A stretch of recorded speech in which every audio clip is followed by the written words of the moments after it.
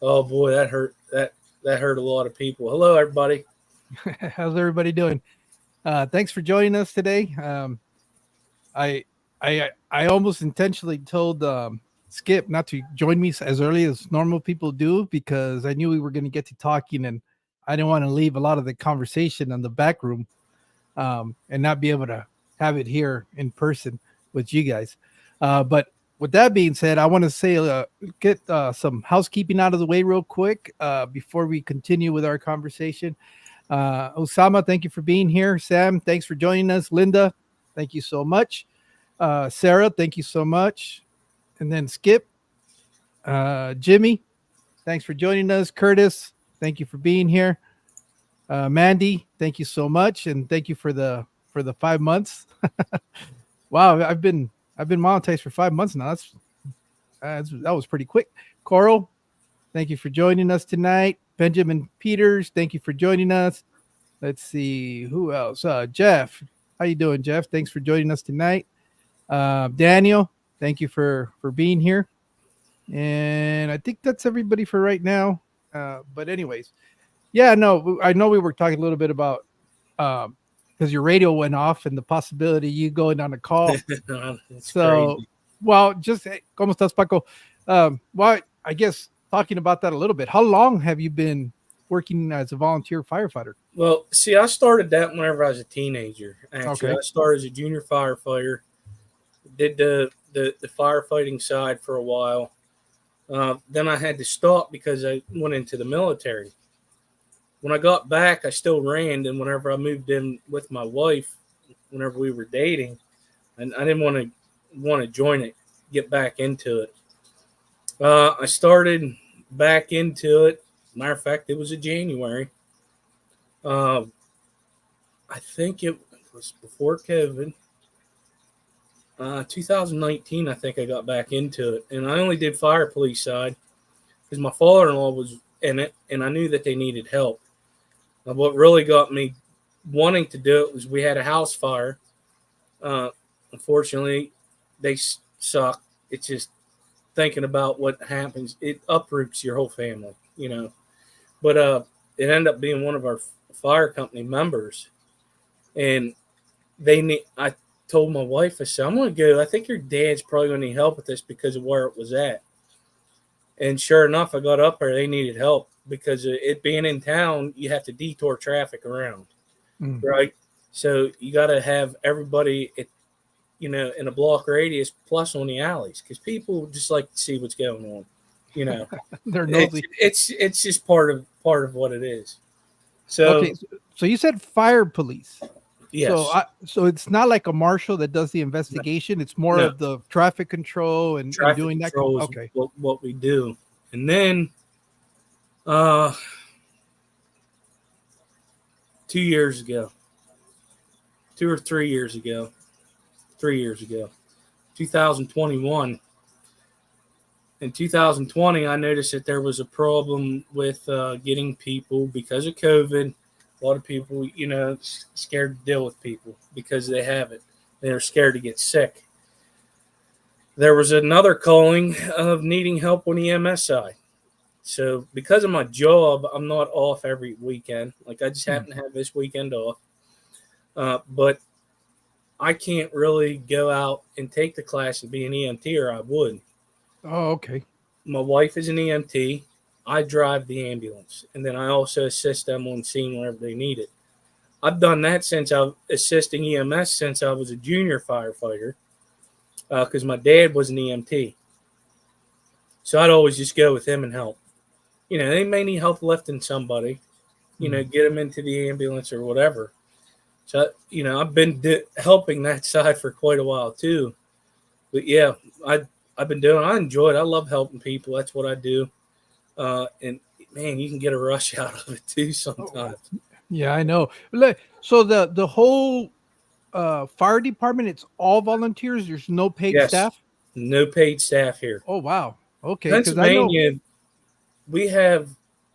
I I don't quote me, but I think this state might be one of the few that have volunteer firefighting companies and EMS side. Oh wow. But you also, like your big cities, it's paid because Okay. if you think about it, I don't want to get into Yeah. politics, but you kind of have to when it comes to that because you're getting paid through taxes, right? So Mhm. that's how you get paid because there's a law. I know in the state of Pennsylvania, there's a law that states that any municipality has to provide emergency services. Because we have volunteers, it's it's ran through fundraising, Mhm. meals and bingo. You always hear people going to bingo at the fire halls. Well, that's going to help run that fire hall. They make money from it. But also, people enjoy playing bingo. So that's how they get their money, just through fundraising. Oops. Yeah, because down here, even though we're a small community, they do have um, like a core paid group of Mhm. firefighters, but there's also a lot of volunteers. I That's mean, good. the bulk, I would say, probably about 60% of the guys that are on the fire crew are volunteers, and there's only a real small crew that's actually. I think the fire chief is a full timer paid employee, and then his lieutenant or whatever, the guy below him, and maybe a one crew of regular time, and then everybody else is just fill in volunteer time. So yeah, there's a lot of that, and I know down here though, depending on whether you work for the county or whether you work for the city, and depending on which city you work for, the wages vary a lot. Oh yeah. you Well, know, that's even on what I do for a living, but I work for the state side of it, prison systems, mhm.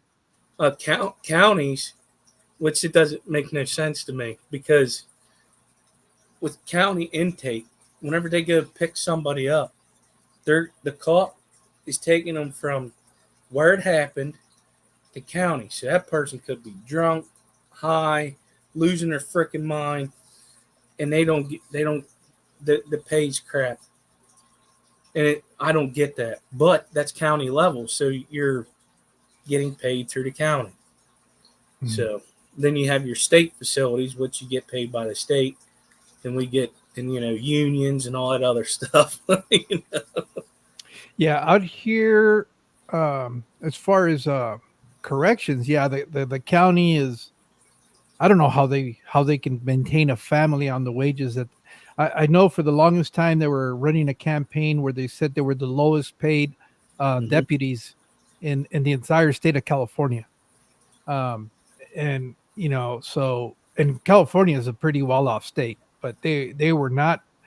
The guys were having to do a lot of part-time jobs just to make end meet. They would have the regular Yeah. full-time job, and then they would do, like a lot of it was like security for events and stuff like that. But just the fact that you had to hold another job just to be able to pay your bills, it was kind of sad. But at the state level, that's a whole different ball game. Well, My I, I wouldn't want to work in yours. You guys. yeah, my middle son, he's doing state corrections. He gets paid very well, but it's level 3 and a level 4 facilities where he's working at. So these guys are all It's lifers. yeah. They Well, I don't work. have.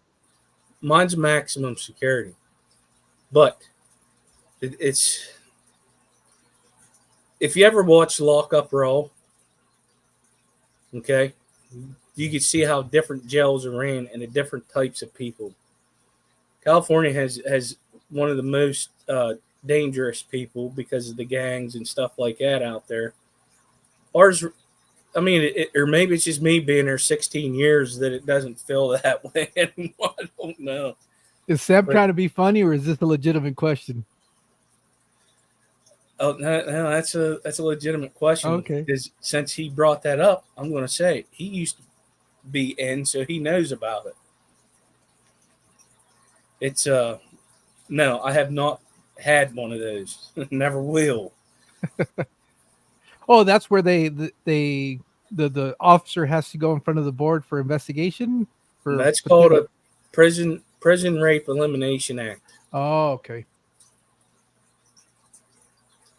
Only Oscar June says, "Can you tell my ex hi for me?" If he's in Pennsylvania, probably. Yes, hell, there's a chance he could be at mine. Yeah. So is yours? Are you working at a state facility or is it a? No, I Oh, work state. mm. I'd never do county. No, get that Much paid less. dealing with those type of people, and then when they come to us, a lot of that stuff that's out of their system. Yeah. You know, they go through detox and stuff like that in counties. And then they're getting arraigned and everything. They don't come to us unless they get a state sentence. Mm. Yeah, which is what, more than a year, right? Because county is less than a year or Well, less. see, we had guys. No, we've had. It just depends on what the crime is. See, you can get in there for a DUI. Say Oh, you yeah. have had, like, I don't know. I'll just throw a number out there. 3 of them. Mm. On your third one, like, well, you're doing a 1 to 2 year stint in the state pen. 1 to 2 means your minimum's 1. You can get out on parole, and then your max, you don't have to worry about parole, is the 2 years. Yeah, but I think in California, what they considered a year, it had to be 365 days. Anything that was sentenced 365 days sent you to prison. If it was under, it was 364. It was county. It was that you didn't go to state prison. You stayed local. That's what I understood the sentencing that determined whether you went to county jail or you went to prison. Every state is different. Mm. Every state has their own set of laws, right? So it's on what they have came up with, put out, or whatever. Yeah, and I think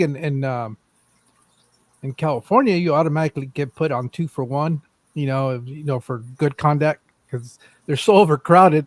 They're trying to get you to do a sentence, and then for the least amount of time, if you're exemplary inmate, they'll try to get you out of there quickly as possible. But we've never in my 16 years, we've never had that.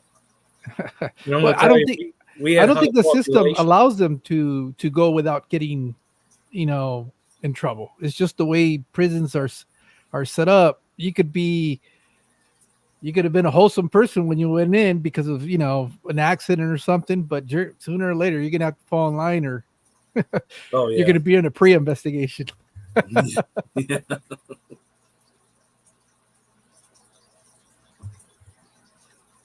There's a lot of people here tonight. Oh yeah, I'm surprised. How many people actually do like to come and listen to this. I think a lot of it is too, though. The guests that I've been able to have on have really driven people to the stream. So that's always. I ain't nobody special. No, but it's not necessarily. I think what it is, and not saying that you're not special. I think everybody is special. Everybody has a story, and I think one of the things that I try to do is find out what your story is. Who are you? What are you?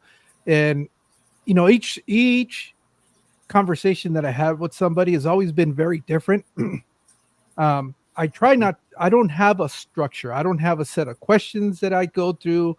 I feel that's kind of clunky in my opinion, and it doesn't allow for conversation to be had when you have, like these structured questions.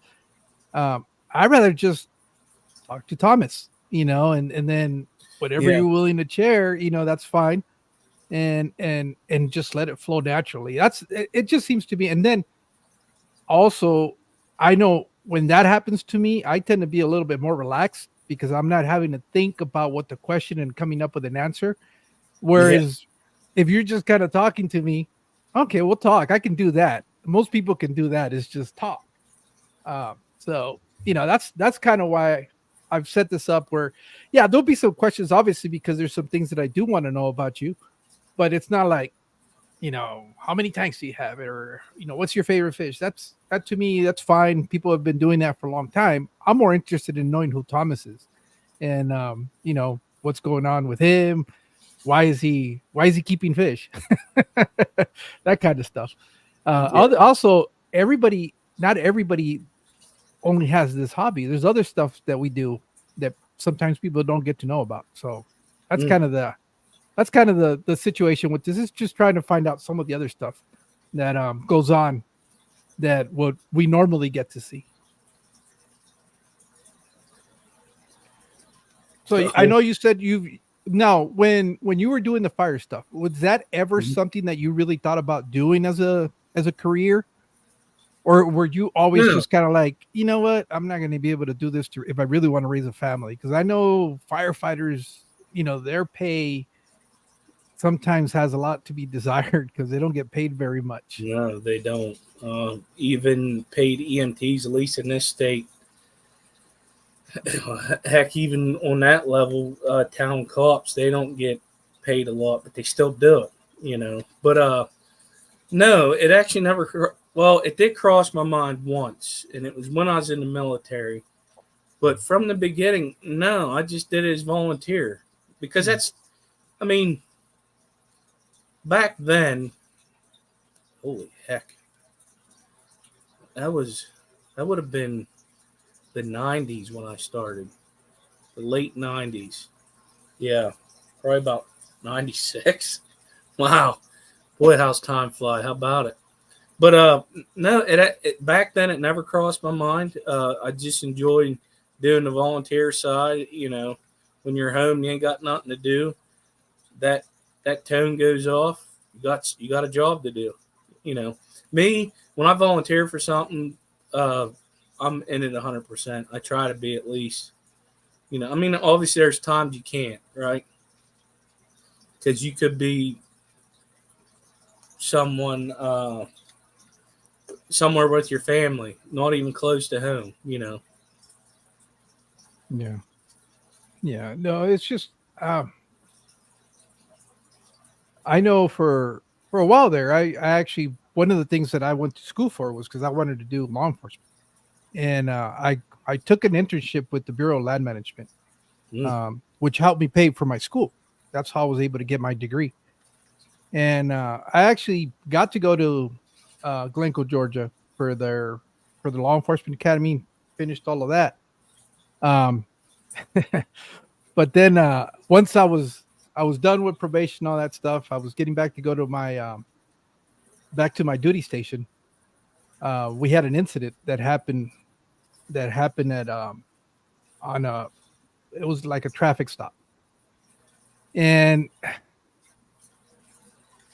I guess out of naiveness or some sort of loyalty, I guess, or whatever, there was some stuff that happened that could have potentially had the case thrown out because there was some procedures that weren't followed that should have been followed. Yeah.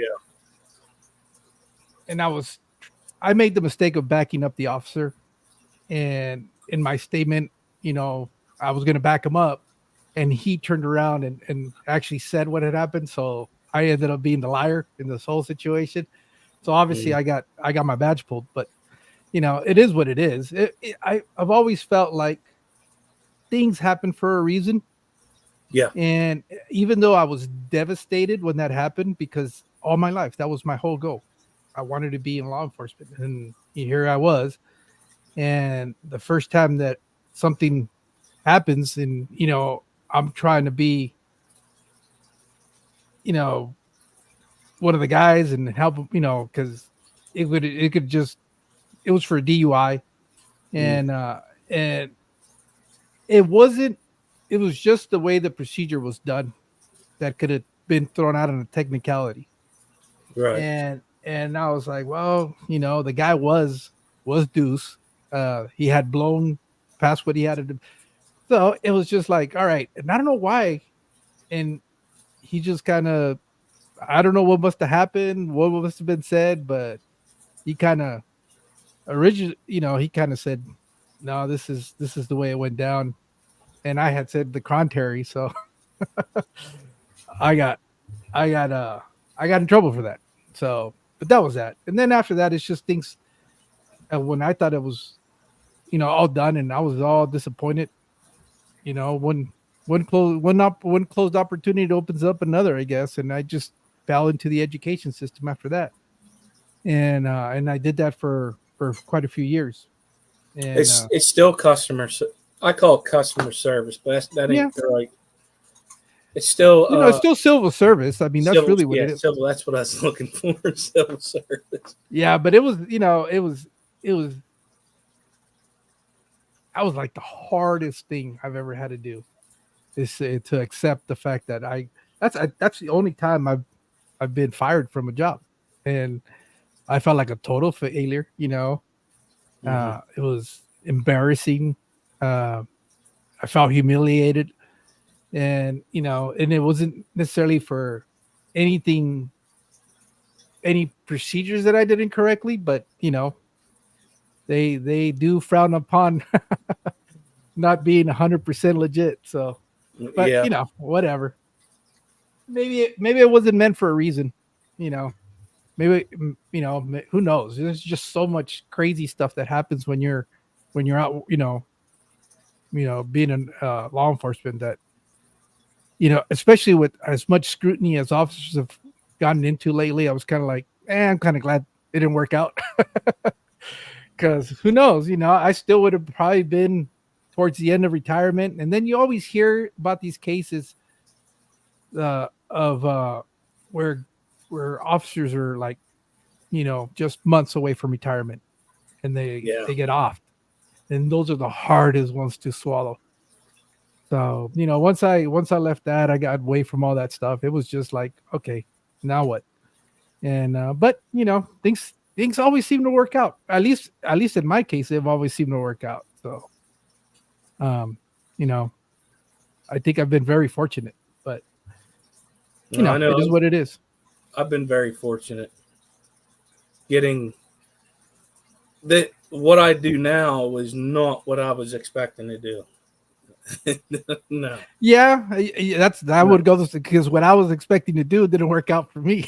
I mean, if I wanted to, I mean, there's a lot of, my original plan was to become a chef. Uh, I was going to culinary art school in New York, YTI, and then the military didn't want to pay for it. So that, upset me, and I went full-time Air Force, which is the best thing I did.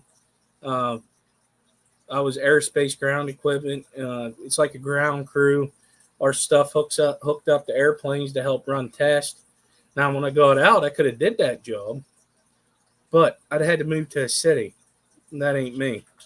I would have had to move to Harrisburg, Philly, or Pittsburgh, or anywhere that has a big airport to do the job that I wanted to. But then I'm living in a city. I'm not a city person. I'm gonna tell you right now. I'm from the country, and that's where I like to be. Now, saying that, I live in a town, but it's so quiet. We don't have a lot of issues. At least I don't see them. Every place has issues. yeah. And, well, I mean, I was on the borough council for 12 years, and I told them I was done in November. In a way, I had to because of where I work. But so I'm looking at Silver Creek. I don't get what he's saying, but Well, Eduardo's going crazy too. yeah. But I had to because of just some of the rules of where I work. Oh, okay. But I did it. I did it for 12 years. I did that. Holy cow! As soon as I moved into this house was 2010. The following year, I ended up getting on because the board members upset me. So I went up there and I started. Okay. I never heard that, Silver Creek. Never knew that. Huh. But yeah, I mean, I've seen some things, of how towns run, and I did it because I felt there needed to be a change. One of the members came up to me and said, "I would love for you to take my seat." He goes, "I love how you handled the other members." I'd like to think I made a difference. I was just done with it. I did it for 12 years. I'm like, somebody else can have this. Well, and it's usually those positions you find yourself in a hard place because no matter what you do, people are always going to be upset. They're going to be upset at you because you make this choice, or they're going to be upset because you didn't make the choice. Yeah. It's just you're not going to ever please the majority of the people. I never got paid. it was volunteer for all of us that were on there. We didn't get paid nothing. None of us. Anybody on that board right now, they do not get paid, and I don't think people understand that. They doing it just for communities. They're serving the community, But I couldn't believe I did it. That man, how's time fly? Holy cow!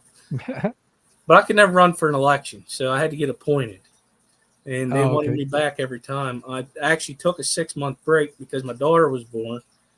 And I went up to say hi to them, and they're like, "We need you back." I'm like, "No, I told you I'm done." And then they started saying why, and I said, "Okay, I'll go talk to the wife." And my wife said it was fine, so I did it. Yeah. So going back to this whole wanting to be a chef. Yeah. So how have you always enjoyed the kitchen, or when does that start, and what's your favorite style of cooking? So I love just home cooking. Whatever I like. If I see Comfort a recipe, food? Yeah, it's comfort food.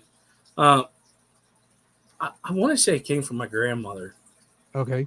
All the home cooked meals, like whenever we have family get-togethers and stuff like that, Christmas, Easter, Thanksgiving, like we was always there, and she's always cooked. I don't know. I just found an interest in it. I guess you could say I was a chef because whenever I was in the Army Guard, I was a cook. Okay. I did go to a culinary art school through the military, but I wanted it to go way better than that. And my plan that I had was go through an actual culinary art school, and I wanted top of the line. When I do something when it comes to that, I didn't want no mediocre school. I wanted a very good school that I know I could get job placement. I was always driven to have. I have had a job since I was the age of 11, believe it or not. But I just wanted to do. I don't know, just something I enjoyed doing. I was like, well, why not make money off of it? And then I started looking into, watching. You get into watching cooking shows. You really start learning all kinds of different stuff. But my original plan was to go on cruise ships. Oh, okay. Because you're making a lot of food, and there's good money there at the time. I don't know about now. Didn't you learn from doing KP that's nonstop work? It's long hours and no sleep. I didn't do well. The only time I did KP was. Well, I'm talking about just being in the kitchen in general, because I know the cooks that were in our unit, they never slept because they'd be up like at 3:00 in the morning because they had to cook breakfast, and they'd be getting chow ready, and then they would always come in like at 10:00 at night. So it's like, when the hell do you guys ever sleep? Well, we sleep in between meals. What are you talking about? We took naps, dude. Whenever we went down to Fort Indian Town Gap, and we were cooking all that food for everybody. In between, after you got the lunches ready, because it was bag lunches, and it went out, you ain't got nothing to do for hours. Okay. I mean, if I wanted to, I could go back to my back to the barracks and take a nap, but I never did. I just stayed there. I don't know. I just loved it. It was fun, and I could I could talk shit to lieutenants and stuff, and there ain't nothing they could do because I cook your food. Yeah. No, that was the one thing you learn real quick is you don't badmouth the cooks because you never know what you're gonna get. It all looks like shit anyway sometimes. Oh yeah, I mean you couldn't like spice it up because somebody could have been allergic to something, Yeah. And it was funny because there was a dude, I'll never forget this. It was a sergeant. I'm gonna give you a very good military story. It was funnier than hell. So he comes in for breakfast, or no, it was dinner the night before, and he was griping about it. And then I heard him outside griping. I said, "Listen, everybody step back. I'm taking care of this dude." I'm like, "What?" And dude, I was an E2. Mm-hmm. I took it personally the way he was talking. So he comes up and he goes, "I want some sausage, bacon." I gave him one piece of sausage, a half a piece of bacon. Then he said, he just looked at me. So what else do you want? He goes, eggs. I gave him a half a scoop of eggs. He threw that damn plate down and left. And he tried to, rip me apart. And I said, listen, go to frickin' McDonald's if you don't like how we do our food. I just let him have it. And I was in a zone. I didn't realize who was in front of him. It was the first sergeant and the company commander. I'm like, I'm in trouble. I was like, man, I'm in trouble. They were laughing their butts off. They're like, because they must have had problems with him or something. They thought that, it was pretty cool. I reamed him. But I tell you what, when he came back for dinner, he didn't say a word. Yeah. If he would, I wouldn't for me, have it was fed a total culture shock eating military chow because you grow up on Mexican food. The one dish that surprised me that I never, ever, just by looking at it, you would not think it was good because, at least for me, culturally, there's nothing similar to that, and that was shit on shingles. Oh yeah, you look at that, it looks like a bunch of slop on toast, and you're like, how the hell did people eat this? But that was kind of one of my things that I used to like to eat. And then you get the Tabasco sauce on it. It was actually really good. That was because all it is gravy. And is it sausage or just ground beef? No, it's a beef. No, okay. It's dried, and then it's right on the tip of my tongue because it's good meat, but it's dry, and you just mix it all together. Put it on toast or biscuits. It's even better on biscuits. But you could do it a couple of different ways. You don't have to use that dry beef. You can use sausage. Okay. I forgot what the real name of the dish is. What is it? Because that's what we all called it, was shit on shingles, because it looked like two pieces of bread, toast, that had gravy and. But what's the real name of that? What's the actual name of the dish? I still call it shit on shingles. We've always. That's what it was called whenever I grew up too. But it's just meat. It's meat gravy on toast is all it is. That's a good question. I don't know. It's supposed to be like biscuit and gravy, but except for the biscuits, we just got slices of toast because it was quicker and easier. Yeah, that's pretty much all it is. Biscuits and gravy. Thank you, Black Powder and Sketty. It's chip dry beef is what that beef is. Yeah, that was a totally new dish to me. I had never even knew that existed. And I was real hesitant the very first time to eat it, but I saw everybody else was just chowing down. I said, I got to try this. And you know what? It wasn't bad. I actually, like I said, you just put some Tabasco sauce on it, and it actually became one of because you get tired of having eggs all the time. Oh, yeah. Scrambled eggs. Yeah. I used to hate it when they used to take breakfast out to us in the field in the Mermites, because by the time the eggs got out there, they all looked green. It was like, and it was literally green eggs and ham what we were having for breakfast. It was not even everybody used to call it that, but that's exactly what it was. Do you know why they turn green? Because I guess it's all yolk, right? Most of the eggs, and it gets steamed. That's the thing. It comes in a carton. Yeah, I know they serve you. But when we did eggs, oh no. You understand how many eggs I've cracked in my life while I was in the military? It was the Guards is what I was in. And we actually did it the right way. We never got carton eggs. That's why whatever they used it like preservative that's in it, it's what does that. Yeah, well, whenever your food starts using colors, it's not a good thing. But I remember I used to not eat breakfast. I just would skip it because I just couldn't get past the fact that the eggs were green. And it wasn't like a slight tint of green. It is like green. It's green, yeah. But it looked like the Mermites. What Sam said, egg beaters. Yep, that's what they are. Comes in that. It looks like a milk carton. Yeah, I've seen them. And it almost looks like it's nothing but yolks. Really, it doesn't. You don't really have a lot of egg whites in them. It doesn't seem like it when you're pouring it out. No, it doesn't. But if you think about it, when you make scrambled eggs, it looks the same way. Yeah. But it's the additive they put in it to preserve it. It's what does that. Yeah, that was the one thing. And then the other dish, that one I hated. I hated not because it tasted bad, because everybody used to get horrendous gas, and that was chili mac. What was it? Chili mac. Oh my, yeah. that stuff. And I used to get the worst. It's real bad when you can't even stand your own farts. And it always seemed whenever we were going to get like some sort of gas training, that was a telltale sign. Whether it was we were doing doing a bivouac or anything that we're just doing like a operations training, you go out there and you're doing maneuvers and stuff like that. Anytime they would bring us out for lunch, we're like, holy shit. We would always get our gas mask ready because we knew that was going to start, we were going to get gassed. That was like, and I remember that vividly because when we did the gas chamber in basic, that's the only time they fed us that. And that was the only time they told us, you guys want seconds? We never got seconds. Never, ever, ever was there ever seconds. But right that day, right before we went to go eat, to go into the gas chamber, they're like, oh yeah, there's leftovers. And who wants seconds? Because they wanted to see you puke. These fuckers knew what they were doing. So, but I remember that was like, huh? I love the gas chamber. I'm crazy. Okay. I wanted to go back through it.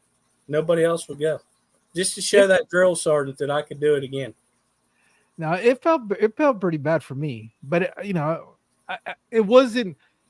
What made it real bad is the first time that I ever had to go through a gas chamber was in basic, and I remember like two soldiers in front of me, or two recruits in front of me. One of the guys didn't properly seal his mask. Yeah.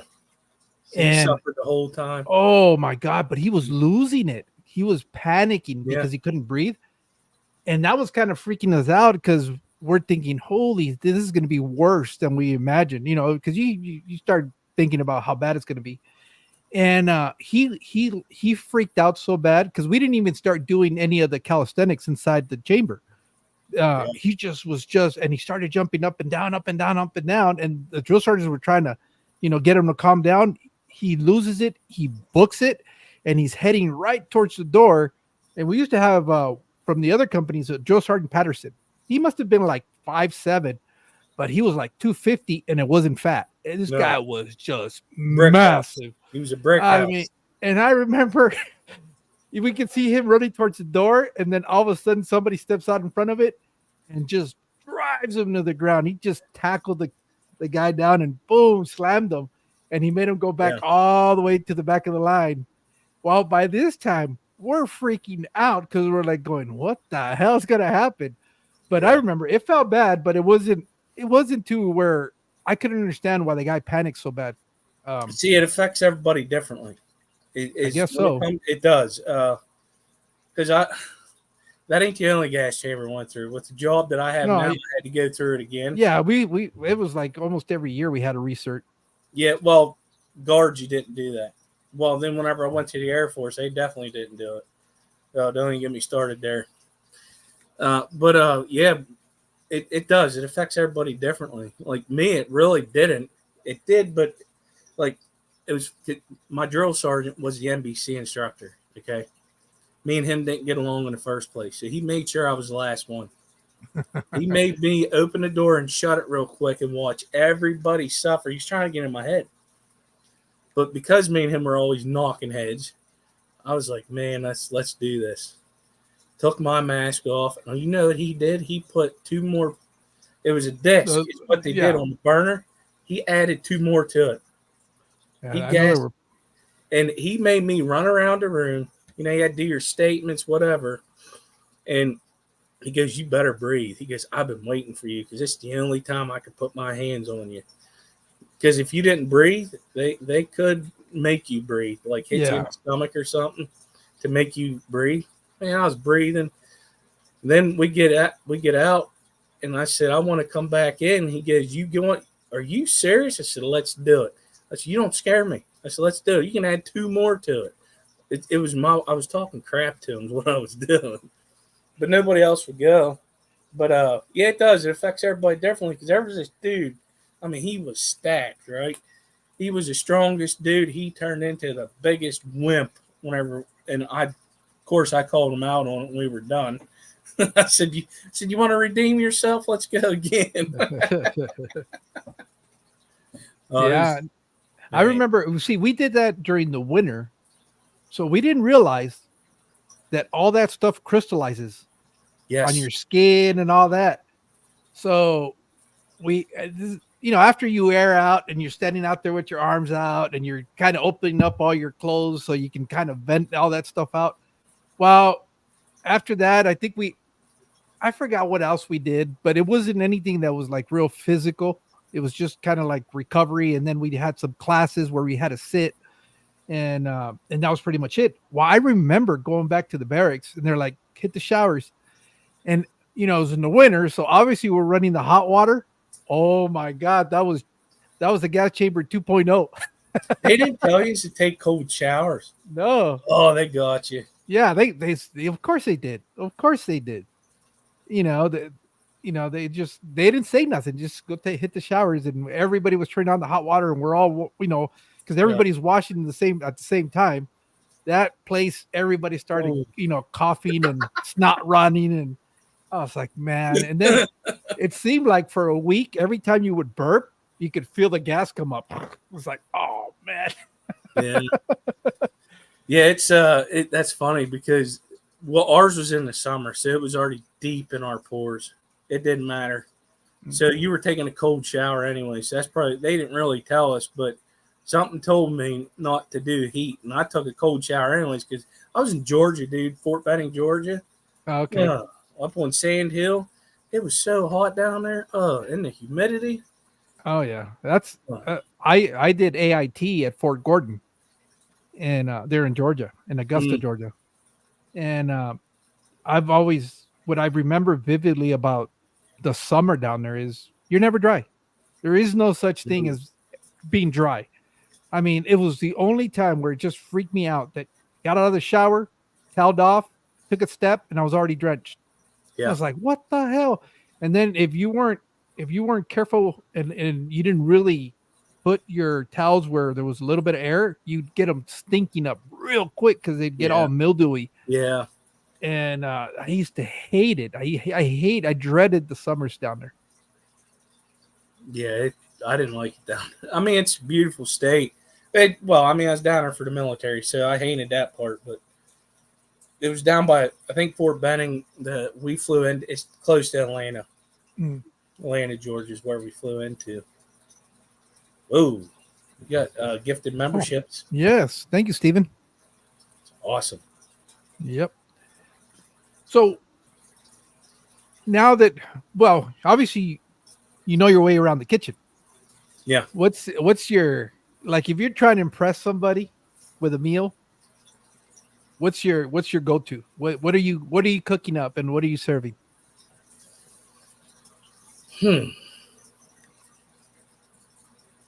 One of my favorite meals I really like to make that I learned actually from my buddy is it's simple, but I love it.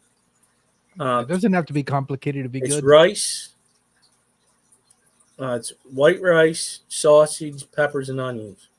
Oh, okay. So sometimes I'll add mushrooms. Of course, you saute your onions and peppers up, pan fry your loose sausage is what I use. Okay. Like Hamburg, but it's sausage. Yeah. That's one of our favorite meals, and I love cooking it. My buddy he had deer meat one time, and that's what we used. And I said, man, what else sweet Italian sausage is the best in it. That's one of my favorite. That's hard. Whenever we're in the mood for something, we just cook it, I'd say that's the one I really like, and it's good. See, man, it's even good the next day. Dr. Anthony's onto it. He brings that up because in February, me and my wife are going to his house, and he's thinking about having a cookout. And he'll probably put me to work, which is fine. If you guys can tell him exactly what day you guys are doing that, I'll be able to join you. I just got to be able to ask for the time off from work. I got to talk to him. Me and him need to get together because my wife wants to start planning stuff now. Okay. I got to get with him. Yeah. Well, I'm flying in on a Saturday, and I think that'd probably be the best. I'll be in there early morning. But you said you guys are going to Disney. When are you guys going to go to Disney? You're not going in Saturday. We don't know yet. No, we don't know yet. Well, how many days are you staying down there? We fly in Sunday. I look at the calendar, and we leave. We fly in on the 10th and leave that Wednesday on the 14th. So 4 days. 4 days. Because we're going to be there at 9:45. That's early. So you pretty much have all day then. And then I forget what time my mouse didn't want to work. What time we leave in. He's all screwed up. Yeah, I'm a little screwed up.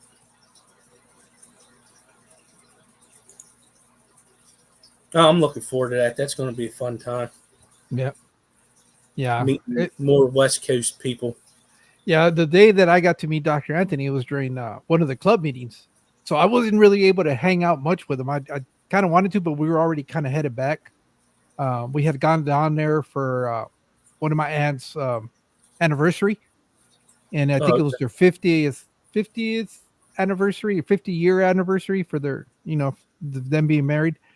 And so we were down there for that weekend, and it just so happened that they were having a club meeting. I was like, oh, I'm already here. I have to go. I convinced my wife. She's like, all right.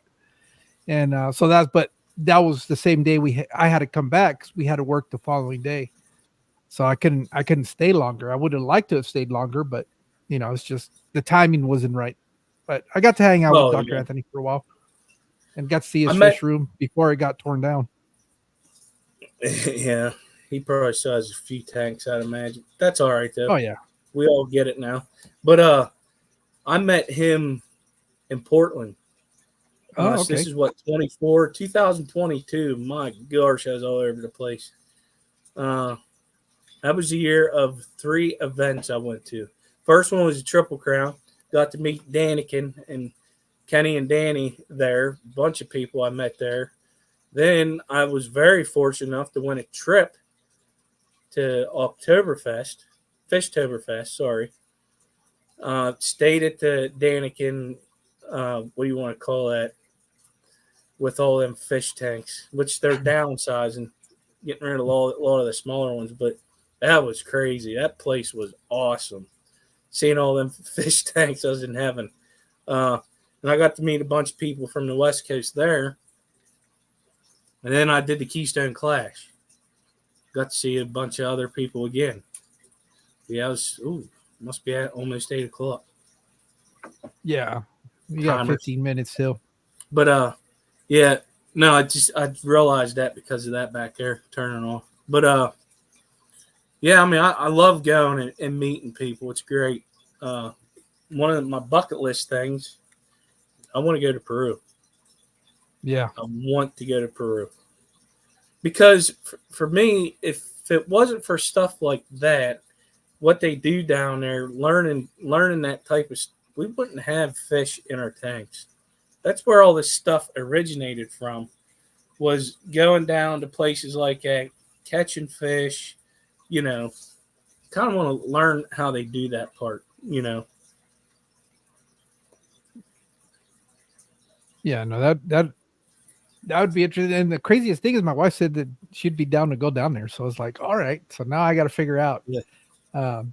I would have loved to have stayed at their place, but you gotta have a 3-week commitment. And I don't know if I can get 3 weeks from work. I don't think she can get 3 weeks from work. Cause I normally I've almost been at my current place of employment for 7 years now. And I don't normally take vacation because, a lot of the stuff, like right now I'm in my days off and I have like 4 days off. So a lot of the times we will do stuff during that period, because 4 days is plenty of stuff if you want to get away for the weekend and stuff like that. Yeah. Oh, yeah.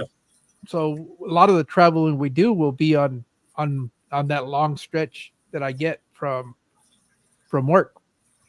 So because she can't take that many days anyways from work, she usually has to back up her days off and kind of make them fall where she's not taking off a whole lot of time. So, it works out for us. But because of doing that, I don't use a lot of vacation time during the year. So I'm always getting to the point where I have that use or lose. If I don't, because we have a cutoff, and after so many hours, if you don't use them, you lose them. And so, I'm always having to, take a mandatory week to be able to burn off some days. So, Well, but that's nice because, like for me, my days off rotate. So if I mhm. have Monday, Tuesday, next week's Tuesday, Wednesday. Well, then I hit my weekends, like where we're going Sunday to the Great Wolf Lodge. We were talking about that last night. It's on my weekend, so I don't have to. But I like, since we're coming back home Monday, I like having a day off before I get back to work in case we got to take care of stuff. Because I work morning shift, 6 in the morning, 2 in the afternoon. So I'm getting up early, like, because I got to drive 30 minutes to get to work. Yeah.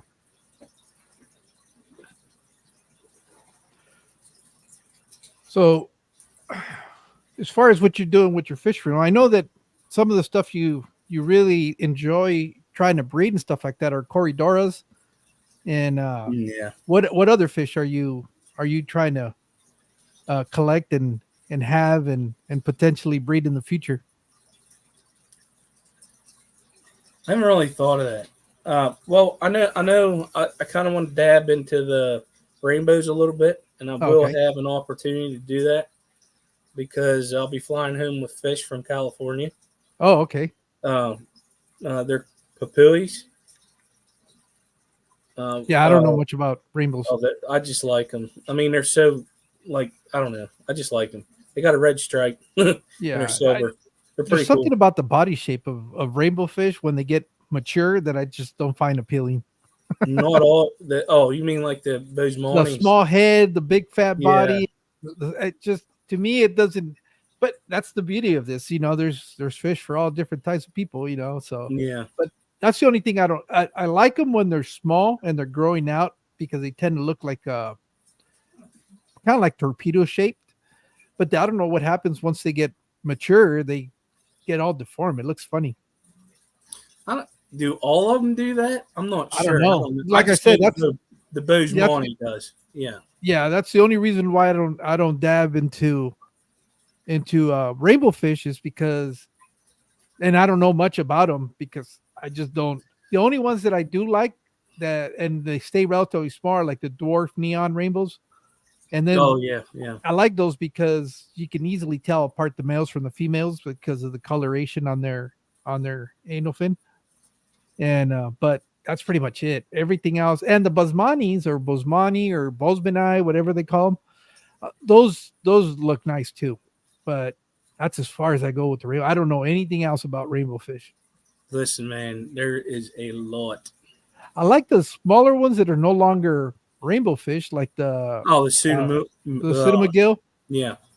I I have some actually, of those. Those are nice. But then again, it goes back to I like smaller fish. So yeah. Um, I mean, my biggest tank is a 75.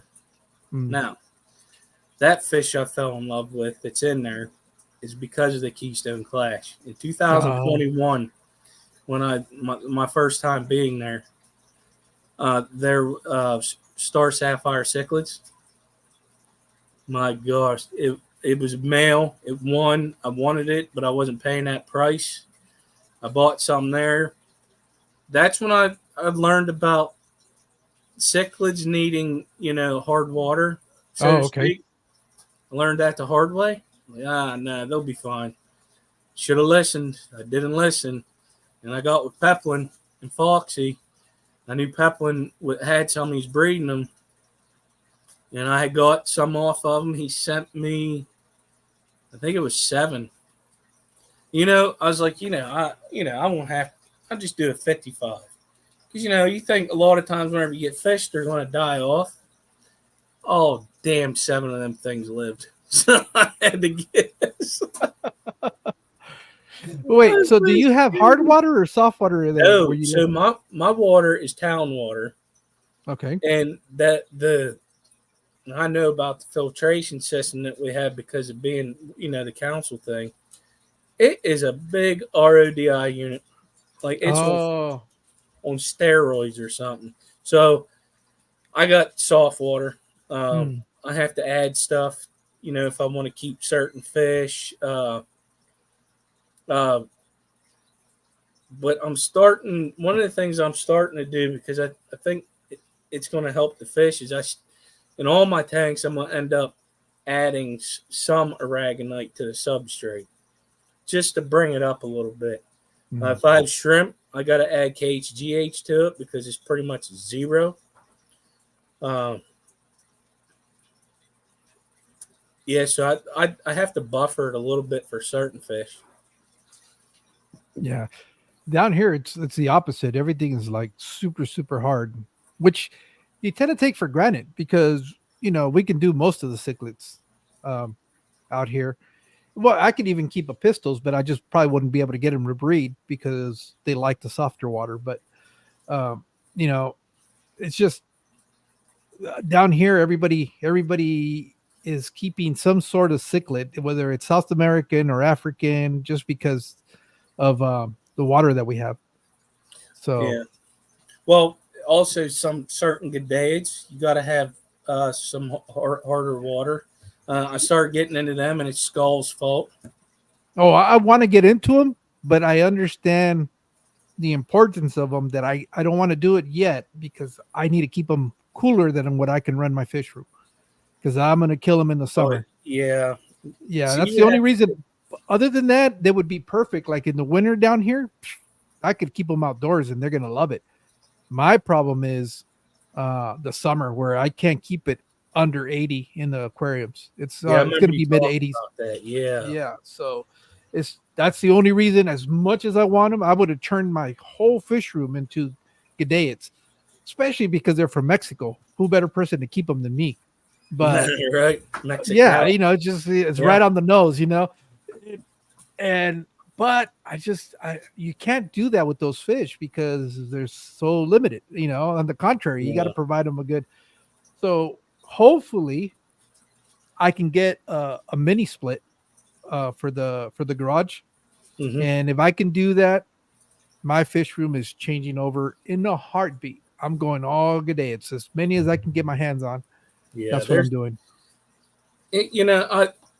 If it wasn't for YouTube, I wouldn't even known about half of Yeah, I these. didn't know those were a fish. I didn't even know that there was an issue with those. That's the other thing that's really nice about this is once you start getting deeper and deeper embedded with the community, you start finding out about a lot of stuff that Yeah. that you didn't know existed. And it's all because, hey, have you heard of so and so? Check out what they're doing. And you go check out their channel, or you hear about a guest speaker at a certain place, so you go look them up. And then you start learning about, oh man, there's a whole other world that's out there of fish keeping that I didn't even realize existed. And it seems like the more time I'm doing this consistently, the more I'm gearing towards, like one of the favorite things I like doing now is going out there and looking for fish in my own waterway, I'm going to and do it's that out. this year. Yeah, I was surprised I had mollies out here, and they're just regular sailfin mollies, Hmm. but they're very different. It's amazing to see what the original molly looks like to what you usually see at the Yeah. store, because at the Hmm. store they've been selected, bred for those colorations. And oh wait, there you go. Okay, I didn't know that. So I need to get with Keith and find out a little bit more about that. You get with But Keith and also Skull. He's here tonight. yeah, I know. Them guys, both of them too. I know they keep good days and Well, no, yeah, good. Curtis is the one that really kind of led me down that rabbit hole, and just going down that, you start finding out, and you know what? They're not bad looking fish. They're not as colorful as what you find at the fish store because those have been selected for those colorations, but they're still not. There's there's a certain beauty to them, and yeah. and it's, I guess it's just not everybody has them, so it makes them a little bit more appealing. Well, for me, it's the history of them. Well, yeah, that knowing what the situation is. Well, the one thing that I was really intrigued by and happy was the reintroduction of the tequila idiots back into its natural habitat. Yeah. And the crazy part that, and this is the one thing that I learned from going down this rabbit hole, because I have people that I know that are fish keepers in Mexico. I mean, they have a channel and everything. And I started talking to them about the Gadates, and they don't know anything about them. It's like it's their native fish, but yet, they're more interested in getting snakeheads and arowanas and all these other fish. And it's like, well, dude, you understand that these fish are going extinct. And then, to them, they look at them as feeder fish of all Yes. things. It's Bait like, what? fish. Yeah, it's like, really? And it's crazy. But I know there's a couple of universities that are working with them. And one of the things I did find out is one of the requirements for one of the classes is that they have to do a species profile. Oh, that's And cool. that's been real interesting. It's usually the only video they have on fish for a lot of these students. But they're doing these species profiles, and each one of them has to do a different species. They can't all do the same one. So slowly they're building up of a library of information that's in Spanish regarding the Gadates. And so that's been kind of neat. And I think I found one guy who's a pediatrician down in Mexico. His name's Efren Villegas, and he's the one that does know about him. And me and him have been going back and forth. And he goes, unfortunately, nobody down here is even concerned or cares about what people are doing. It is so he's real critical of the fact that he goes, I can't believe that we had to depend on other countries to keep these fish to be able to bring them back and repopulate our waterways here. He goes, when we should be taking the lead on that because they're here, they're ours. And he goes, and it's all just a lack of information. Nobody's out there doing any awareness of what's going on. It ain't just down there. Funk brings up a good thing there. It's also here too. Like I was reading something about it's in the Northwest about them tearing some dams down, which is good because of the salmon. They used to go up that, and of course, they put stuff in for the fish ladders and stuff like that. Them tearing them dams down is going to make a big difference with that fish, because they found out that I want to say they found out that there was their population was degrading pretty bad, like going down pretty bad. So they didn't need the dam anymore, so they're getting rid of it, I guess. Yeah, well, it's interesting because I know like the ones I want to say it's Michoacan. The problem there was they wanted to do game fishing, so they brought bass in. Yes, and they started eating, and the bass just wiped out the population. They couldn't keep up. They couldn't keep up with the bass, and they've kind of almost wiped out the entire situation. The other problem is that a lot of these areas where you find these fish are also like recreational lakes, and people go during the hot time and actually, they set them up like natural pools. Basically, what they do is they'll build up structures and they'll divert the water from the river and have them flow in through them, and then just kind of ease out part of the other end. And while that is also kind of bringing in a little bit of contamination and just the diversion of the water, and there's a lot of little things that happen that people don't realize how much it's affecting the natural habitat of these fish. But the biggest problem is invasive species, introducing like bass and tilapia, where they were trying to use it for agricultural water agriculture, raising them for food. And it always seems like those will get out and then they invade the local waterways, and now they have a big problem because they're wiping out everything in that waterway. So those are some of the things that have really affected.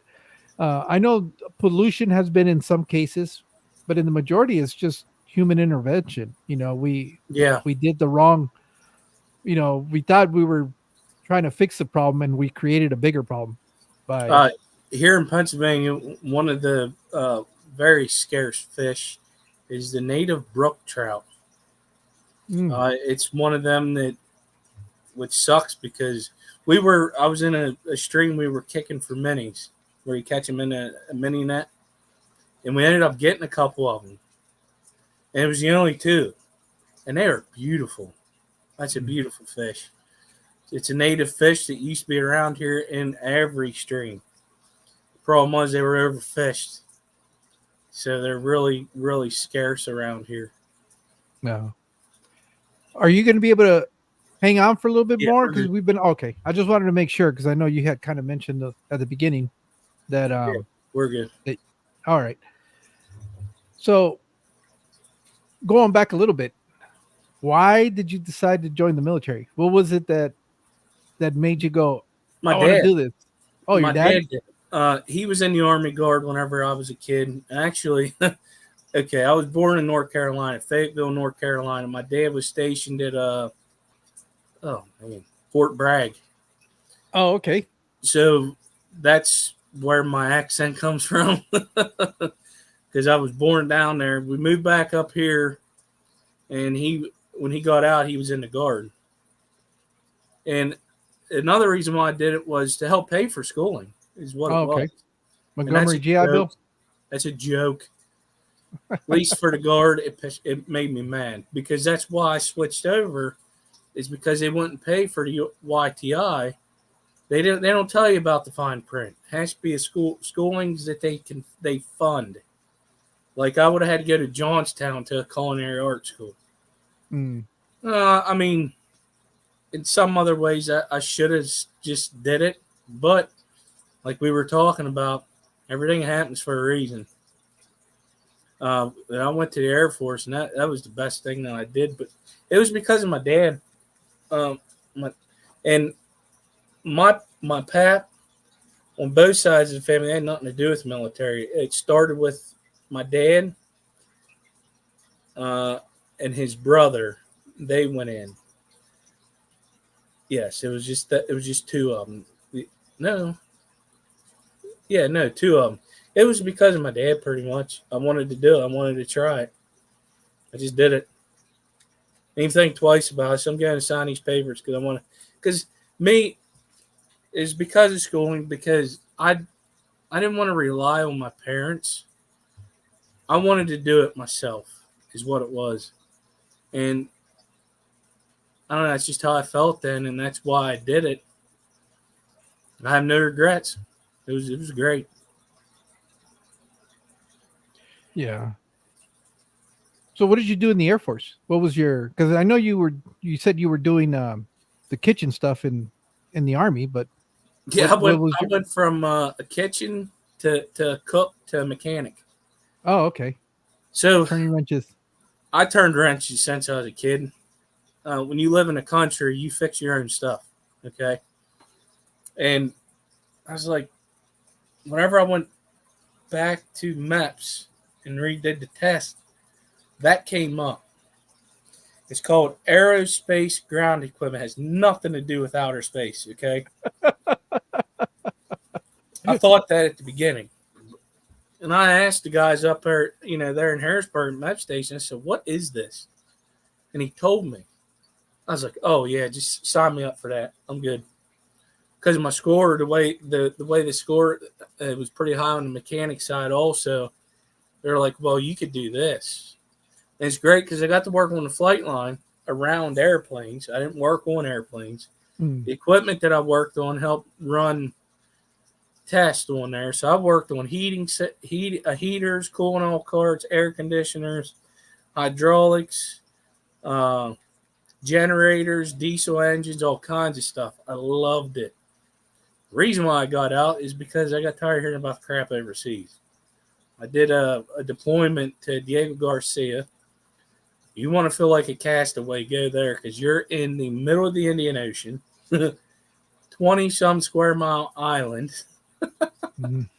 And I took the sergeant's test. I said, okay. It was toward the end of my enlistment. I said to myself, take the test. If you pass, you stay in. because then once I got that, I was going to go higher in the Okay. ranks. Because I was at the point to where I was doing sergeant jobs anyways, but it's like, why not make it official? So I went and took the test. I missed it by 3 points. I said, I'm done. So I got out. Well, Came home. I started doing, I said I was able to take a year off. I got back into cooking. I went and worked in the kitchen at a bar under the table because I was getting unemployment. Oh, First, okay. first time in my life I did that, but I figured, what the hell? I served my country. I want to take a break. Well, then that guy wanted to start collecting taxes off me, and I quit. I said, nah, you ain't messing my unemployment up. Then I started looking for jobs, and I ended up working at a trucking company. I went back to mechanics. Me and my wife got together. We started dating. I said, I got to find a job that's going to help support a family because this place isn't. Trucking company's name was Smith Transport was the name of it. The benefits sucked. The highest paid mechanic there was $18.88 an hour. I'm like, no. And then I looked at my dad because he was working there at the time where I work now. I said, I hate to do this, but I got to do it. I was like, it's either going to be for me or it's not going to be for me. So I applied, got a job, and 16 years later, I'm still there, working for the prison. Yeah. I just realized I guess in about 20 minutes June's going to be going live. So I know she was here, so we'll probably go another 10 more minutes, and then that way people have time to do whatever they need to do and go check out June's. I would do the handover, but I don't know how. I know Rico knows how to do that. And So the other person has to have 1,000 subs too. oh, okay. Well, yeah, she does. June does. I think she has more than me. I don't know how you set that up neither. Rico. Yeah, so I'll have to talk to Rico and have him walk me through it. Because especially with the odd hours that I stream, it would be nice if I can just kind of, if somebody, I try to find a gap. Today was almost impossible because, like Rico said this morning, it is book solid, all the way from 8 o'clock this morning, well, my time, at 8 a.m. There isn't a single space until after 9 p.m., which would have been like 11 o'clock your time. So it's booked solid, which is good. You know, a lot of people got stuff to watch because there ain't crap on cable anymore. You know what? I haven't had a cable subscription. What was it? Like, I got rid of mine last year. No, mine has been longer than that. Ever since whenever, God, I don't even remember. It was an app that came out. Oh, it's slipping my mind. It's right at the tip of my tongue. It starts with an S. God. But anyways, Dad carried. It was ESPN. It had the Football Network. It had the Discovery Channel, and you only paid, like, at the time was $29, and it was so funny because it was basically the channels that I was watching on cable, and for cable I was paying at the time for the same programming because it gave you like 100 and some bunch of channels, but it was like the shopping network, or it was like a ton of stuff that I never ever watched. It's not Hulu. It starts with an S. It's I can't remember the name of it right now. Are you talking about the cable company? No. It's an app. It's like it's kind of like Hulu or Netflix. It's not Scores. It's not. Well, anyways, and I just told my wife, I said, we're done with cable. There's no point. We're paying a lot of money for cable, and we're not even watching any. We're only watching, at the time, was the History Channel, the Discovery Channel, the Home Cooking Network. What was that? Oh, I thought you were going to say something. Sling. That's it. As soon as I seen it, I knew that's what it was. Yeah, it's Sling. and it was like $29. So it was like, really? And it was exactly all the you can't be quiet. That's the local TV channel. And it's nothing but soap operas and game shows. well, they replaced the soap operas with morning talk shows, Yeah. you know. But so I said it's a no brainer for us. We'll just get the cable service and pay for Sling, and that's it. And ever since then, um, I haven't been on cable. And then it got to the point where we weren't even watching Sling anymore. And then they upped their rates. I think now it's like $60 for the same service you were getting. And we canceled it. Oh, I know what it was. That's we had to move to Mexicali. And when I went back across the border to Mexico, Mexico didn't have it. You couldn't get the app down there. So that's why we ended up with Netflix, and then we just never looked back. Now the only thing that I have, that I pay for is Netflix and Prime, Amazon Prime, because we order a bunch of stuff from there, and it just happens that you get all that's nice. The shows and all that stuff. Yep. The other thing I didn't realize, and I'm finding out recently, is they have where you can store pictures, especially now that I'm doing a lot of stuff like this and videos. You don't have to, inundate your memory on your phone. I think you they just started that, didn't they? I just recently, like last year, started seeing ads that popped up in my feed regarding storing. But I guess it's been something they've had for a long time. It's just people were not using it. Oh, I didn't know. And, honestly, I didn't. When I got Prime, I did it for the shipping, and I didn't look into it, and then it may have been an ad on something on Amazon. I think it popped up or whatever, on the side or whatever it was. I was like, what? I can watch TV? Yeah. Oh, I got music? A coworker of mine is the one that told me. I didn't know they had anything like that, but I think it was the series The Boys when that came out. Oh my God. He goes, have you seen this? I said, no, I don't know what it is. He goes, it's on Prime. Do you have Amazon Prime? I said, yeah, but I'm not paying for any of the movie channels. He goes, I'm not going to pay for anything extra. He goes, no, that's part of your subscription. Yeah. I said, really? And he showed me how to get into it. Mm-hmm. And then ever since then it's been, done. The Terminal List is the other series that I'm waiting for the new season to come out. I don't think I've watched that. That's the book. That's based on Jack Carr's series of books. Oh, I'll have to look at that. It's a really good one. Boys is the superhero thing. Yeah, right? that's the like rated R version of superheroes.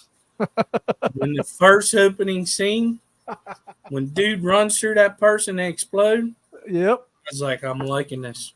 It's just I knew it was something else. I was like, what in the world? Me and my wife just kind of turned at each other and said, did we just really watch this? I had to. Do you know what? Did you go back? Well, yeah, and then I was like, what happened? And then I think there's a scene where it slows it down. I think too. You see it in slow motion happening, and it was like, what in the world is this? And then they just had me hooked. Up. Yeah, from that point on, we were hooked. Hey, I gotta get back into it. I forgot about my wife just got home from work. Yeah, no, that was just, and that's how I found out that I had shows that I could watch. And then they have their own series of like Amazon, where they're not Amazon, like Netflix, where they have their own shows and all that stuff. So everybody's doing that. We have we actually through my cell phone, Verizon. Oh yeah, it came with it. You have Hulu? It's like Disney Plus, Hulu, and maybe Paramount Plus also, or I don't know. But that was nice, and it's they start having like their own movies, like dedicated just for them. The only reason I would get the Paramount is because of the Yellowstone series. I couldn't get into that. No, my God, the daughter is such a badass. I don't know. My wife, she loved it. I couldn't get into it. Oh, it is. That's my wife's. That's the only show that I tell her, don't watch it without me. And that's the only show that she doesn't ask me all kinds of questions, because most of the shows she sits with me and she's doing multitasking the whole time. And then I'm the type of person that if I like a show, I pay attention because I like to know everything that's going on and trying to pick up on what's happening. Her idea of watching the show is me telling her what the show's about. So, Oh, so sometimes, if I'm really into it, she goes, "What happened?" I was like, "Oh man, I gotta pause it," and then I gotta explain it to her what's going on. But with Yellowstone, there was no need to stop. We would just watch from one episode to the other. But but I had it was a 30-day trial, and I think they were already it had finished season 2, and we binge watched that like in 2 weekends. We just watched the entire thing, and then but now I don't want to re up because it's so expensive to get the Paramount. I don't know why it's so expensive, but it's just another bill. It's I think like 30 or $40, something like that, just for wow. that one show. That's the only show that I would watch. And I know now there's a couple of spin-offs, but I don't know. Yeah, I heard there's they're there's good. one there's one 1882, I think it's called. Yeah, It's the there's a eight. beginning. Yeah, that's the very beginning. Then there's the other one, which is kind of fills in the gap between those two, I guess. Oh, okay.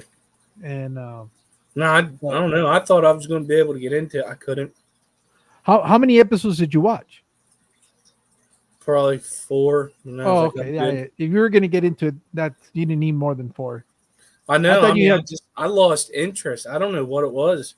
Normally, I could get into shows, but that's like she used to watch. Remember Lost?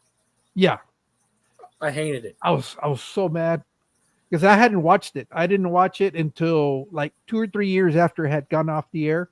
It had finished, and I liked it up until they started time shifting, I hated it. That's why the flashback stuff. I was done. where they were jumping timelines. Done. I said, this is stupid. I hated the ending. I hated the whole. That ruined the whole entire show for me. I was like, Mhm. this got so.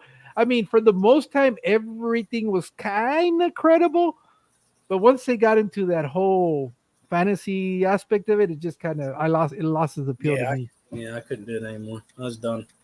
When I was sitting there watching, when I was like, "Oh man, this looks good." Blah blah blah. It was like 5 episodes into it. They started doing it. I'm like, no, I'm done. Yeah, that was towards the end of the season, right? Like the last season when they did that. No, it was through the whole thing. No, no, I'm talking about where they're actually jumping time dimensions, not just going back and Oh, I telling don't the know. backstory. No, That no, the backstories I I kind of like because you kind of find out who they were yeah, before the see, accident. yeah, but they always did it at a time where it always upset me because the next interesting thing was about to happen, and let's do a flashback. Well, No, I yeah, because hated that would make it. bring it into context. I didn't So like it. I did I kind of like that because you got all the backstory as to why that character was Yeah, the way they were. But no, I what just I'm talking about is like I think it's the very last season they get into this like time travel or going back in time and moving up in time. It, it's kind of like quantum leaps that they're doing. And I was like, oh god, oh they ruined yeah, the I show. don't. They Yeah, ruined the show. the flashback thing did it for me. I was like, I'm done. And now I got to remember more stuff. No, I'm good. Yeah, but well, I don't want to step on June's live, so we'll go ahead and wrap it up here. Okay. Skip, thanks for joining me today. Mhm. I appreciate you coming on, and you know, I had a blast last night. Hopefully, it's not the last time I can be on your live stream. It was Yeah, that fun. was crazy. It was one of those things where I know it wasn't really fish talk, but it was just a great hangout, and I had a blast. I did. I thought it was Well, it's it was a called good time to be had. the nocturnal feeding show. You feed on anything. Yeah, no, I won't be streaming Sunday because we're not going to be home. Um, Okay. Next Thursday I won't be doing that because I got to work the next day. I used to do it every Thursday, but if I got to work the next day, I can't do that. Especially when you got to get up 4 in the morning. Nah, Yeah. I Well, hurt. I just want to thank everybody that was here today. God, it's getting consistent where it's in the 50s, which is amazing. But I just want to say thank you. I know I didn't get to say hi to everybody, but I I have a problem that if I get sidetracked and start reading the chat, I quit paying attention. I can't do the both things. So I don't want to I want to make sure that I'm listening to what the guest is saying. So a lot of the times, if you're coming in a little bit later, you might have missed the the hellos and the welcomes. But I do appreciate. Don't think that I don't appreciate it, and I know who's coming in because I'm glancing over, but I don't want to interrupt the sequence of what we're doing. So, but thank you. And on Tuesday, I have Aquarium Delirium. It's going to be an early stream for me. I think I'm on at 7:30 in the morning, which should be about 9:30 Eastern time. And we're going to go hopefully right up until or before Rico's stream that morning. So, but with that, thank you guys, and we'll see you guys hopefully on Tuesday. Later.